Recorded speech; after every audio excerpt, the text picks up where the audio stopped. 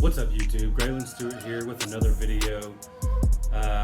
Today I wanted to talk about contractors. So obviously what we mostly do is wholesaling, but occasionally we do actual flips, and contractors are a pain in the neck.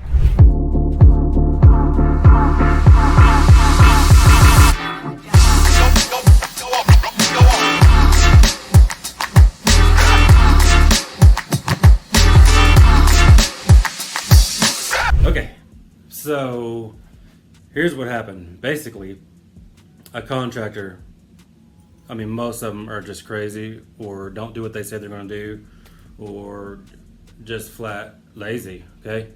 Anyways, we'll get into that in a second. So if you're just tuning in for the first time, my name is Graylan Stewart. I'm a virtual wholesaler. We wholesale nationwide. There are a couple of areas that we specify in. So we do most of our deals in a couple of areas, but we do deals nationwide now, which is really cool. But we also do fix and flips occasionally, pretty much out of necessity. And we also do buy and hold rentals for that long-term wealth, which is hopefully your end game as well, just to build that wealth for the future. So anyways, if you haven't liked or subscribed, please do so. I'd appreciate it. So let's get into the video. So basically, I've got this house that we're doing, and we're fixing it up and flipping it, obviously. So this contractor has done 4 other flips for me already.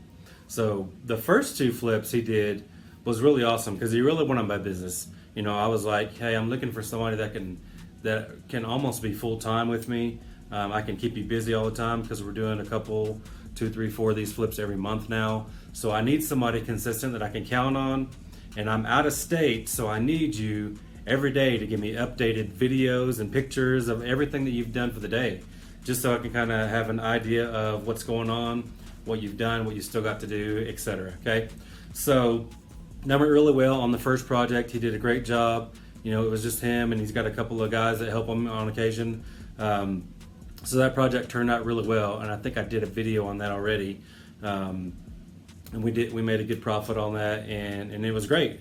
The contractor did a great job, did what he says he's going to do. Of course, there was a little bit of misunderstandings here and there, but for the most part, it went pretty smooth, okay? So then we jumped to the very next project. As soon as he was done, he started on the next one the next day. That one went a little rougher. It was pretty good, but it was a little tougher. So obviously, you know, I was in Oklahoma at that time. This is where the flip is, and we walked the property together on this one. The first one we didn't. It was just kind of all virtual, 100%. But the second one, we walked it together, told him everything that I needed and wanted, you know, and it was hard to see from all the trash and stuff. Obviously, it needed clean out, etc. So we agreed on a price, okay? So we put that on paper, you know, via email. We didn't do a contract or nothing, but we agreed on a price on everything he's going to do.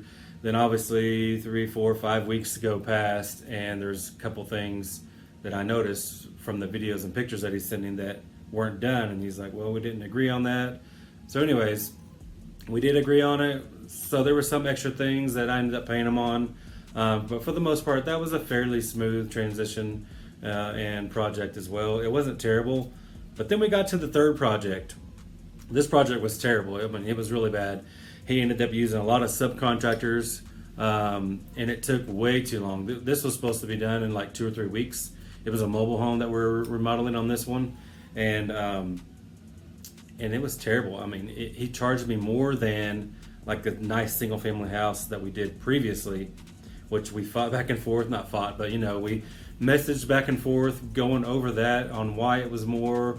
So we kind of came to a middle ground and agreed on it. But it took about 6 weeks longer than it should have. A mobile home. We literally should have been out of there in 2 weeks, maybe 3 at the most. But it ended up taking 6 weeks longer than the 2 weeks. So it was about an 8-week project, which was crazy because the lot rent on this particular property was like $550 a month. So, you know, the holding costs were a good $800 with the water and electricity. So anyways, so we definitely, we were basically like not even talking anymore. We were pretty much saying, okay, this is our last deal together. You know, we can agree on things. So after a couple of weeks goes on, I had another one I needed. I trusted him at least. I definitely could trust him. He would go to Home Depot and I'd do credit card over the phone, or I have one of those Home Depot accounts, so they would just text it to me and I'd press 1 to accept it. But this one was a little rockier. So because we finally agreed, okay, on this 4th deal, and it was tougher, because we already kind of had our say to each other on the mobile home deal, because it was a terrible experience. I spent way too much on that mobile home. That's probably the worst deal I've ever done, to be honest. I've done some really killer deals on mobile homes, so check out those videos where we've made tons of money on them. But this particular mobile home really sucks. I'll still make money on it, but it's definitely the worst deal I've ever done. It's the most I've ever paid for one, and it's the most I've ever paid to remodel one, and it's not even that nice. So anyways, that's another story. So this 4th deal, we finally came to an agreement, like, okay, I like you and trust you, and I know you feel the same, so let's just put it all on paper, 100% this time, right? We're going to write down every single detail, email it, okay? So we talked about it, everything I wanted, and then he put it all in an email. Of course, he missed like 8 of the things we talked about. So I replied to the email and revised his list and put everything on there, okay? So then I was like, okay, this is the amount I want if you finish by this date, because the last one, he went 6 weeks longer, right? So this time I put a time period on it. I'm like, okay, well, I'm agreeing to your price, but it's got to be done by this date, okay? And he's like, cool. I said, if it's not done by this date, it's this price, which was like $1,000 less. So that's what we agreed on. And anyways, long story short, this project was supposed to be done on February 21st, and today is March 6th, and he just finished it today, like 100%, because that was the goal. The deal was like 100% done after every little thing, the punch list and everything was finished, right? So I sent him his final payment, just by Zelle payment or whatever, through my bank, and he was like, hey, this is missing like $1,000. I'm like, actually it's not, because this is what we agreed on by this date. He was like, yeah, but there was a snowstorm in Oklahoma City, which I knew that, and I didn't account for that. I understand snowstorms affects the exterior because he's supposed to do some shutters and some painting, and all this kind of stuff, but the inside, he still had a ton of stuff to do. There was still backsplash to do in the bathroom, backsplash in the kitchen, a water line in the kitchen, hadn't fixed the hot water tank. We bought a new one, but he didn't connect it all yet. They're supposed to replace the sheetrock in the furnace closet.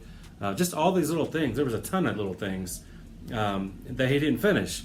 So now he's mad, because he didn't get the money that he thinks he deserves.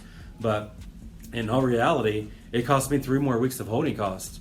That's 3 more weeks where it could have been on the market 3 weeks ago selling it, and to where we could have been potentially closing in the next week or two, because we could have found a buyer probably right away, because the market is super hot. So anyways, so the way I see it is he got off easy, $1,000.